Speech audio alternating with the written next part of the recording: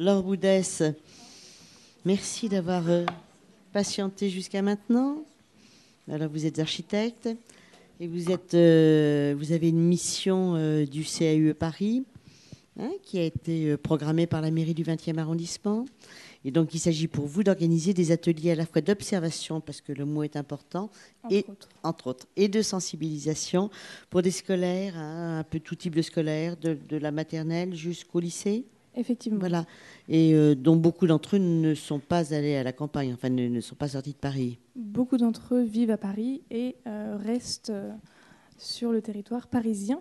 Mais avant de vous présenter les ateliers de sensibilisation que l'on mène cette année sur le thème de la nature. De la ville et de la culture. De la ville et culture. Ville plus nature plus culture. Le CAUE propose depuis 10 ans des ateliers aux jeunes Parisiens, donc des ateliers de sensibilisation à la ville et à l'architecture, pas uniquement sur les questions de nature. Et ces ateliers ont différents objectifs. C'est d'abord une occasion de construire une culture partagée de la ville avec, entre autres, l'acquisition d'une connaissance et d'un langage commun avec le vocabulaire qui est spécifique au métier de l'architecture, de l'environnement, du paysage, mais aussi avec des outils de représentation qui nous sont propres.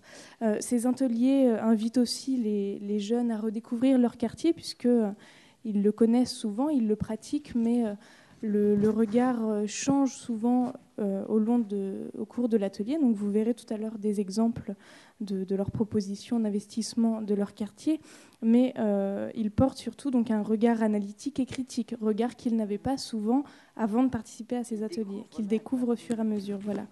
Et puis enfin, c'est surtout une démarche qui permet aux jeunes de s'approprier un espace qu'ils pratiquent au quotidien, et puis de se reconnaître aussi peut-être comme des citoyens actifs. On parlait tout à l'heure de l'habitant paysagiste, donc là peut-être que l'enfant peut être aussi paysagiste, ou en tout cas force de proposition. Et puis en tout cas, ils prennent conscience lors de ces ateliers. Florence Herrero, qui est enseignante et avec laquelle le CAUE travaille en ce moment, pourra nous en parler tout à l'heure, mais ils prennent souvent conscience de l'importance du cadre de vie. Donc c'est quelque chose d'important. Donc cette année, pour parler plus spécifiquement de la nature, le CAUE de Paris a développé des ateliers qui s'appellent Ville plus nature plus culture. Donc ce sont des ateliers qui sont menés dans le cadre du plan biodiversité lancé, peut-être que vous en avez déjà entendu parler, j'imagine, lancé par la ville de Paris. Donc c'est une occasion pour les enfants des centres de loisirs, pas uniquement les scolaires. On travaille aussi avec des centres de loisirs et aussi donc des écoles du 20e cette année. Les enfants ont réfléchi donc à la place de la nature en ville, mais pas seulement à la place de la nature, mais aussi aux usages qui sont associés à cette nature dans la ville. Donc on a mené cette année 2 types d'actions, vous pouvez voir sur l'écran.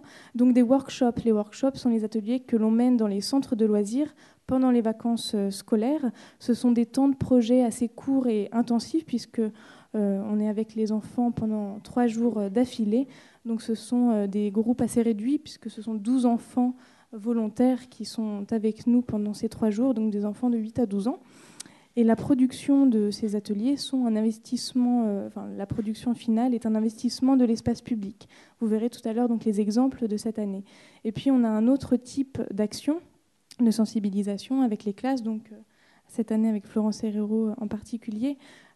Ces ateliers dans les classes qui sont un temps un peu plus long de projet. Les enfants ont un peu plus le temps de mûrir leurs réflexions sur la question de la nature en ville, par exemple, puisque ce sont 6 séances d'une demi-journée, avec donc des classes de 25 enfants en moyenne, donc de CM1, CM2 pour cette année. Et la production finale n'est pas un investissement réel, une mise en scène dans l'espace public, mais plutôt une production de maquettes. Donc à chaque fois, vous voyez en bas, la promenade, le projet et l'exposition sont les 3 temps qui sont caractéristiques de ces ateliers de sensibilisation. D'accord. On vous suit en images. Donc pour rentrer un peu dans le concret, alors d'abord j'aimerais dire que tout à l'heure Elisabetta disait que le rêve était à l'origine de la formation du paysage, et c'est vrai que ces ateliers de sensibilisation avec les enfants sont complètement détachés de la réglementation, ce qu'Étienne nous a montré avec le jardin. on est complètement détaché des contraintes de réseau ou d'un cahier des charges qui nous serait donné. On est vraiment au temps du rêve et on fait place à l'imaginaire, donc dans un moment qui serait en amont d'un projet plutôt réaliste. On n'est pas noté, il n'y a pas de note. Il n'est pas noté, Voilà. non, il n'est pas noté du tout. C'est important. Peut-être que Florence nous en parlera tout à l'heure. Donc, pour commencer, on a effectué 2 workshops. Vous avez les points bleus, donc c'est les 2 centres de loisirs qui sont situés dans le 20e arrondissement, donc qui se sont déroulés pendant les vacances de Pâques il n'y a pas très longtemps. Et donc, dans ces 2 centres de loisirs, les enfants ont repensé les recoins de leur quartier comme des lieux pouvant accueillir des pratiques liées à la nature. Alors, tout à l'heure, on a vu un exemple de toiture végétalisée, la nature qui venait investir comme ça un espace qui n'était pas prévu. Elisabetta disait aussi que la nature pouvait entrer dans des espaces en dehors du jardin. Ben, effectivement, cet atelier proposait de penser aux coins et recoins du quartier, des espaces que l'on ne pense pas forcément avec la nature, ou en tout cas lieu de pratique particulière. Donc là, les enfants ont essayé d'observer quels étaient ces coins et recoins qui pouvaient être potentiellement investis de nature. Donc, pour commencer les ateliers, tout à l'heure, je vous disais qu'il y avait un temps de promenade dans le quartier. Donc, on est dans leur quartier, autour de l'école. Et cette promenade, et tout au long de la visite, on a des jeux d'observation pour comprendre et la place de la nature et la fonction de cette nature dans le quartier. Donc là, vous voyez les enfants identifier où sont les arbres d'alignement, où sont les jardinières dans la rue. Je vous parlais aussi des outils de représentation. Là, ils sont sur un plan, donc c'est aussi l'occasion de se rendre compte quelles sont les manières de lire la ville avec ces différents outils de représentation qu'ils n'ont pas forcément l'occasion de rencontrer en classe. Et puis à côté, ce petit jeu de chasse aux essences végétales dans un jardin près du centre de loisirs. Donc c'est vraiment là le temps d'observation de la nature dans un espace qu'ils connaissent et qu'ils pratiquent régulièrement. Et puis cette promenade lors du workshop était aussi l'occasion pour eux de voter pour leur recoin. On s'est promené, alors il ne faisait pas très beau, mais ça a quand même fonctionné. Ils ont voté pour les recoins qu'ils ont identifiés et appréciés. Donc je vous présenterai seulement 2 recoins. Les 2 workshops ont donné lieu à la mise en scène de 5 recoins, mais je vous présenterai ce soir 2 investissements de recoins par les enfants. Donc ici, on a le vote de ces enfants qui sont très motivés. Et puis, dans un second temps, on retourne au centre de loisirs. Et puis, les enfants sont invités à réfléchir au programme qu'ils souhaiteraient voir se développer dans ces recoins. Donc là, c'est un travail un peu comme les paysagistes ou les architectes qui travaillent d'abord avec des dessins, des croquis d'intention. Là, on utilise la photo du recoin existant sur lequel les enfants viennent coller leurs idées, avec un travail quand même en amont de mots et d'éclaircissement de leurs idées. Il y a déjà beaucoup de choses qui se dessinent là. Voilà. Alors vous voyez les citations, ils formulent avant leurs idées pour ensuite les représenter sur ces photos. Donc ça, c'est un temps vraiment très important qui donne lieu ensuite à une autre production. Là, on vient au temps de la fabrication du décor, puisque l'idée, c'est d'investir les recoins de leur quartier. Donc, le travail que vous avez vu juste avant est très important, puisque là, on reprend les éléments qui caractérisent chacun des recoins pour les redessiner à grande échelle, les peindre, et puis les assembler pour former ce décor qui sera ensuite installé dans les recoins. Donc, vous voyez bien qu'on est un peu dans le rêve, mais en tout cas, les enfants se mettent en scène et proposent de nouvelles pratiques dans ces espaces qui ne sont pas du tout, au début, pensés pour accueillir la nature et puis des usages. En tout cas, les enfants ont été assez étonnés de ces possibilités. Donc là, par exemple, on retrouve les pratiques de pique-nique associées à des fontaines pour se rafraîchir et pourquoi pas des arbres fruitiers pour accompagner le pique-nique.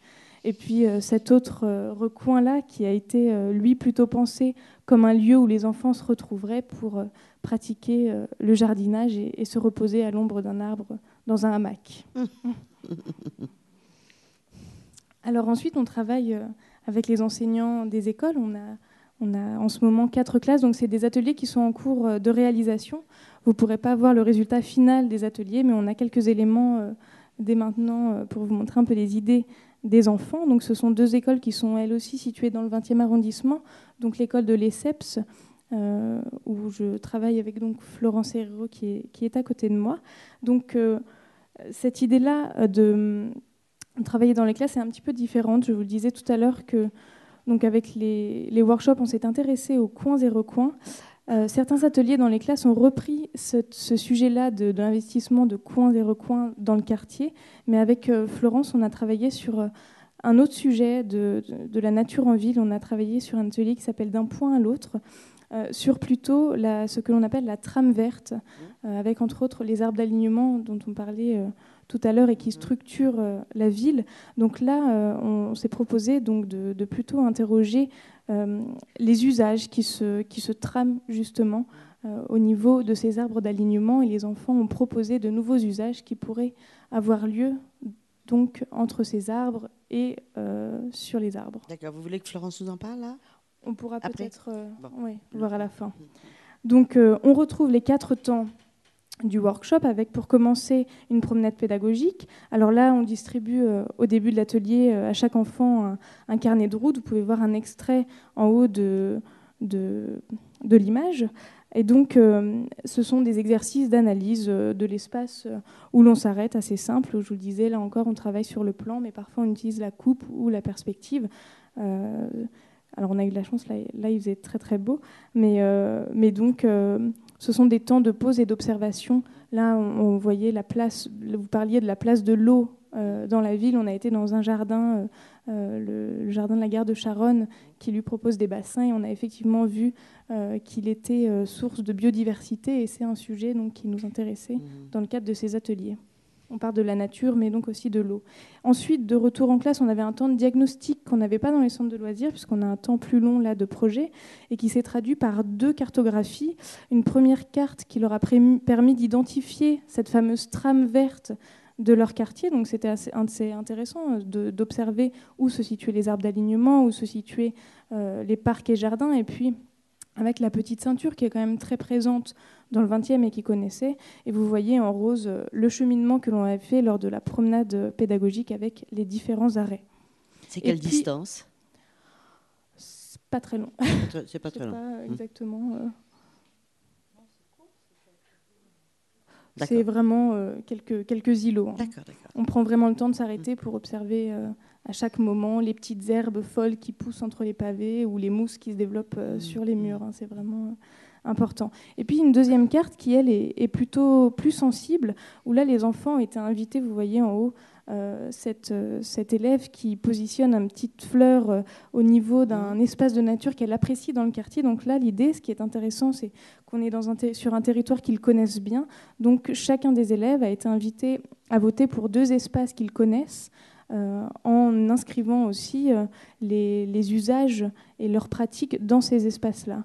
Ensuite, l'idée était de relier, vous voyez en vert, ce lien-là. Donc c'est la proposition d'une nouvelle trame verte qui viendrait se raccrocher à une trame existante. Vous voyez en pointillé, ce sont les arbres d'alignement existants, et puis en vert continu, les axes que les enfants aimeraient voir plus végétalisés. Alors, comme pour le workshop, on est passé à un temps de production avec les idées qui sont venues se coller avec ce travail de photomontage, collage sur une rue imaginaire. Ici, on est venu se détacher du plan de quartier. Lors du workshop, vous avez vu les photos, c'était les photos des recoins existants. Ici, on est venu leur proposer une rue imaginaire pour justement se détacher du contexte existant et imaginer investir les pieds d'arbres. Tout à l'heure, Étienne disait que les pieds d'arbres aujourd'hui étaient de plus en plus investis de nature. C'est ce qu'il propose, et donc les propositions étaient assez diversifiées. Et vous avez eu l'idée des enfants tout à l'heure, puisque vous proposiez des mares, vous aviez envie de mares. Écoutez, l'un des groupes, ils sont par groupe de 4, l'un des groupes a proposé d'installer une mare au niveau des pieds d'arbres. Un second groupe a aussi proposé de marquer la limite entre la chaussée et le trottoir par des bacs qui seraient des jardins partagés, investis par les enfants. Vous avez aussi d'autres propositions assez amusantes qui ne sont pas originales. Elles ne révolutionnent pas les usages de la rue, mais installer des tables à l'ombre des arbres, ça a été l'un des rêves d'un groupe d'enfants. Et puis enfin, des projets un peu moins réalistes. Vous voyez la dernière image avec une passerelle qui permettrait aux enfants de passer d'un arbre à l'autre et une cabane d'observation de la biodiversité dans les branches et puis il y a des idées à prendre, hein. De l'animation dans les rues. Alors, c'est ce que je disais tout à l'heure, on se situe un peu en amont du projet, là où on s'accorde le rêve et toutes les idées qui arrivent un peu en vrac. Bon, comme ça paraît un peu loufoque, mais effectivement, peut-être qu'il y a des choses à prendre sur cette question d'observatoire de la nature et de la biodiversité. Donc voilà, donc, je vous ai dit tout à l'heure que les ateliers n'étaient pas terminés, mais vous avez un début d'exemple de maquettes. Là, ce sont des maquettes d'un autre atelier qui, lui, traite des recoins. Donc c'est un atelier en cours. Et du coup, ça va me permettre de vous inviter du 25 juin au 5 juillet à l'Orangerie du Parc de Bercy, oui. Puisque la direction des affaires scolaires de la ville monte une exposition où seront exposés les travaux des élèves et des workshops et des ateliers dans les classes. Donc, si vous voulez voir à partir du 25 juin, c'est ça? Du 25 juin au 5 juillet. Voilà. Donc, bon, merci beaucoup. Merci beaucoup. Je vais demander à...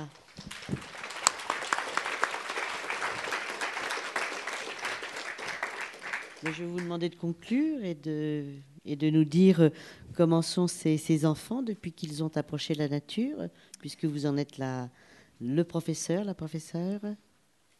Bonsoir à tous, merci d'être venus, merci à mes élèves d'être présents. Est-ce qu'ils sont les élèves? Dont, au fond, quelques-uns. Au fond. Ah oui, d'accord. Je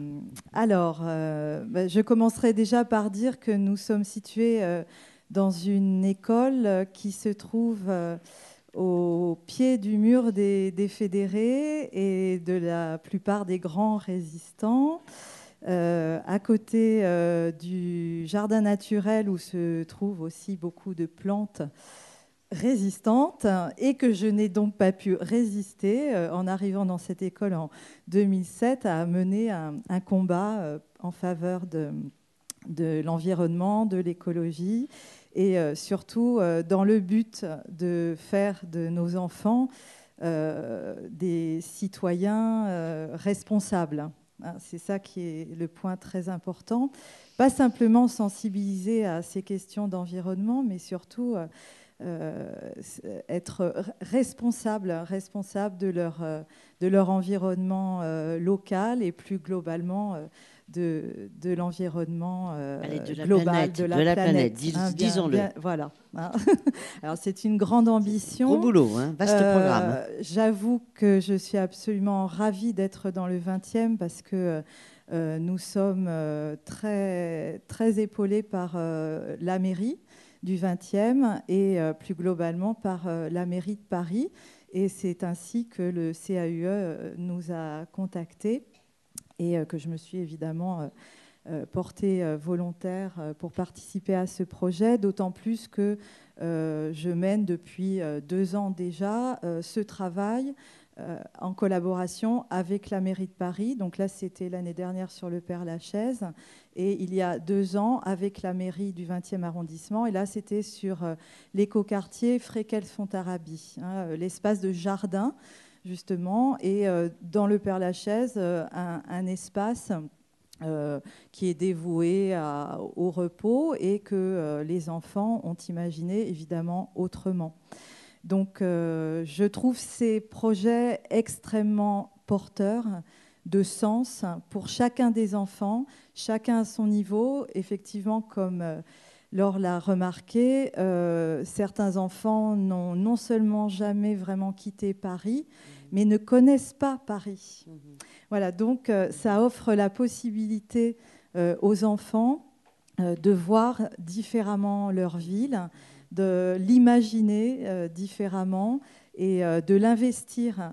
Et c'est un lien absolument essentiel avec ce qu'ils sont, avec le pouvoir de leur imaginaire et évidemment leur environnement. Donc là, on en est à la 3e séance. C'est très interactif. Si on regarde chaque carnet de voyage local ou chaque petit carnet d'archi, ils sont tous différents. hein. Donc, les enfants travaillent en groupe et échangent leurs idées.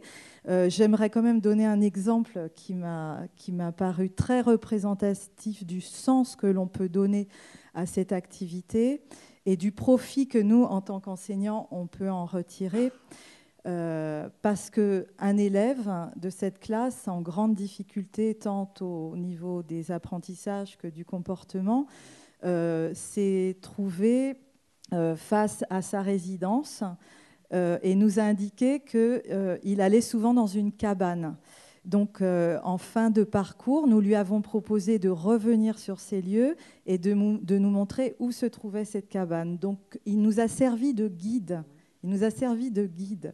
C'est vrai que, bon, quand on ne connaît pas l'enfant, on ne peut pas imaginer ce que ça peut représenter pour lui que d'être investi de ce rôle. Hein, c'est lui qui allait devant et c'est lui qui guidait ses pairs et les adultes. Et donc, il nous a montré l'endroit qui était fermé, mais qui a attiré notre curiosité. J'y suis moi-même retournée. Bon, j'ai trouvé encore porte close, mais j'y retournerai parce que c'est vrai qu'il y a un mystère derrière tout ça, parce qu'on a vu un espace végétal, on a vu un mur, et derrière se cache la cabane que nous n'avons pas vue. Voilà. Donc cet enfant-là, à partir de cette expérience qu'il a eue, on peut entretenir un tout autre rapport avec lui, et lui, ça lui permet aussi de s'ouvrir à un autre contact avec les autres, hein, que ce soit encore une fois ses camarades ou les adultes. Voilà. Bon, j'aurais tellement de choses à vous dire. Je voulais simplement conclure sur un écrit de Paul Valéry qui disait en 1950 « Le temps d'un monde fini commence ». Et il est temps, je pense, dans les écoles, que le temps d'un monde poétique commence pour nos enfants. Merci à vous. Merci beaucoup.